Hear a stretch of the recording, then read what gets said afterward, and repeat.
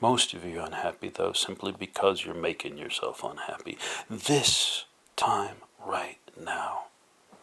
Because so many of you are totally new people. Same body, whole new driver. This is a time when you can start to reevaluate. Do I like it? If I like it, I should do more. If I don't like it, I should do less. It's important to be happy. This makes me happy, I should do a lot.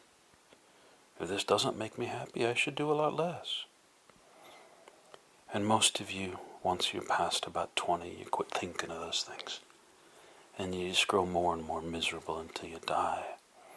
But now, however old you are, whether you're a newborn infant or someone who's in the 3-digit ages past 100, it doesn't matter. You're someone new. All of the stuff you've held true your whole life, you can begin to question. Do I believe this idea? Do I want to do this thing? Do I want to stay with this person? And you can start looking for that which brings joy into your life. Joy is important because it is the root of all that is light.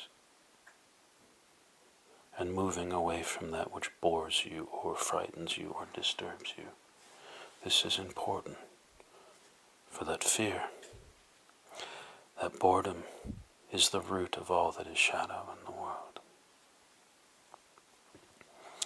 Here's what's likely to happen.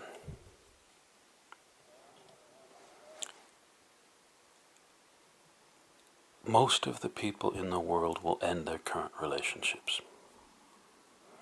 If 1 in 3 people is a new person, the odds are incredibly high that you or the person you're involved with is a new person. And if you don't end that relationship, you have to start it all over because you don't know each other.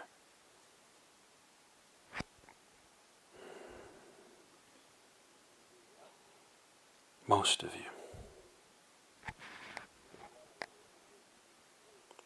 you will do best if you stop and reconsider whether you want to be in that relationship and start anew. Those of you who've always been shy and scared and afraid of relationships will likely now find that that fear is gone. It is something that you grew up with, but because you are someone new, those memories are now it's as if you're looking at them through a window when you remember them. It's the difference between facing a poisonous snake in your tent and seeing a poisonous snake behind glass in a reptile house. Those memories won't be able to frighten you anymore. And you're likely to go out and begin exploring and talking to people and having relationships. The habits you've learned from your parents, from the people you grew up around, which were almost certainly not healthy habits, those will affect you much less strongly. Most of you, my first prediction, will end your current relationships and begin new ones. And I suggest that if you're willing to pay attention, you will be far happier in the new ones. Because all of the shadow, all of the stuff of the past will no longer have the hold on you it once did.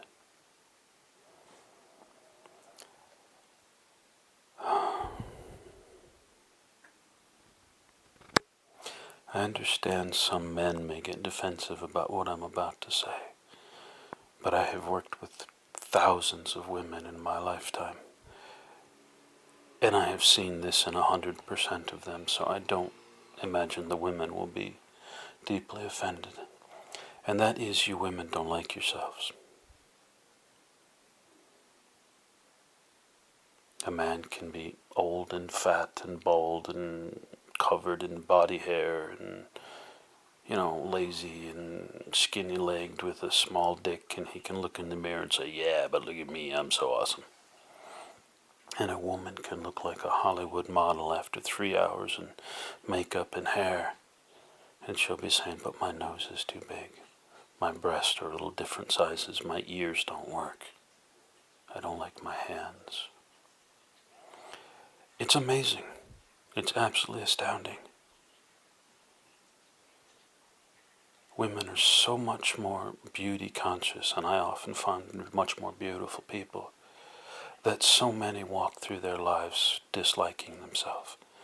Really surprises me. This is my next prediction for you. As of this working in the middle of March, this is middle of March 2016, this thing is going to end.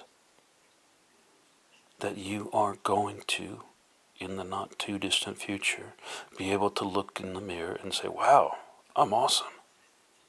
Wow, I'm hot. Wow, I really like me. I'm pretty cool. And I have worked again with thousands of women over the years, and I've never found any who could say that.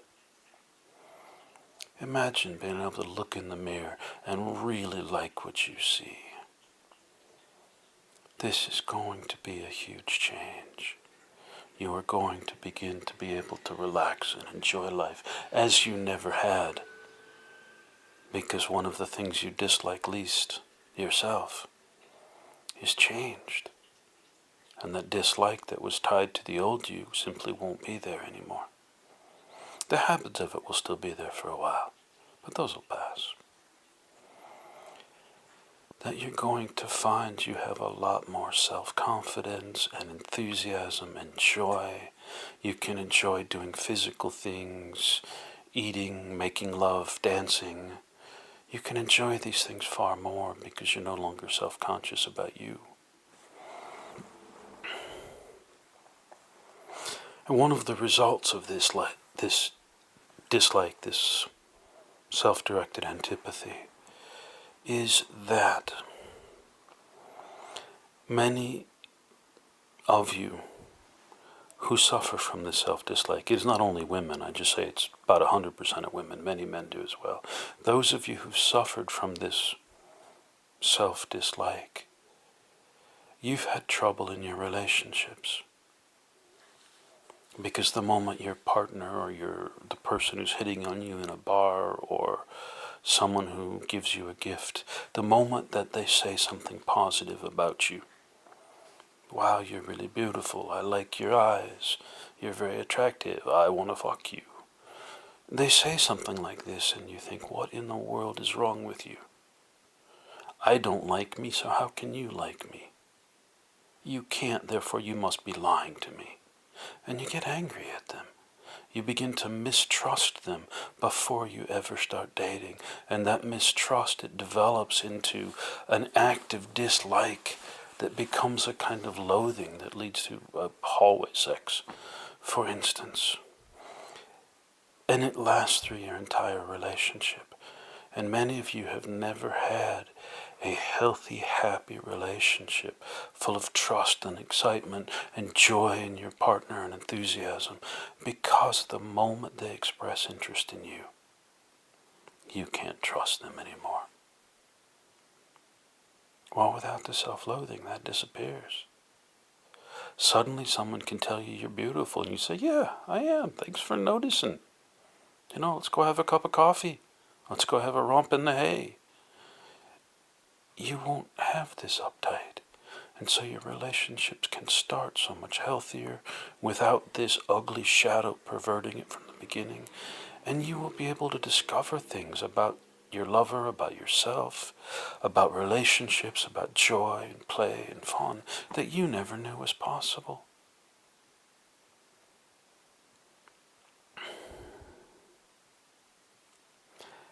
Another prediction that doesn't exactly come out of this, but because it falls under sex and love and relationships and the shift, is that in just a few years, probably 19 in every 20 of you will be in gay relationships. And only about 5% will be in more traditional hetero or breeder type relationships. You'll be the minority. And I just tossed that one out there because it fits in this category and because it's absolutely preposterous and inconceivable from any modern scientific or sociological or socioeconomic or mythocultural perspective. It can't happen. And yet I'm predicting it so that when you see it, you'll say, wait a minute, that guy predicted it and he was right. What else did he say? And you can pay attention to the rest of these things. This too is going to lead to the end of a lot of relationships, simply because you're no longer sexually attracted to the body of the person you've been involved with. You've changed.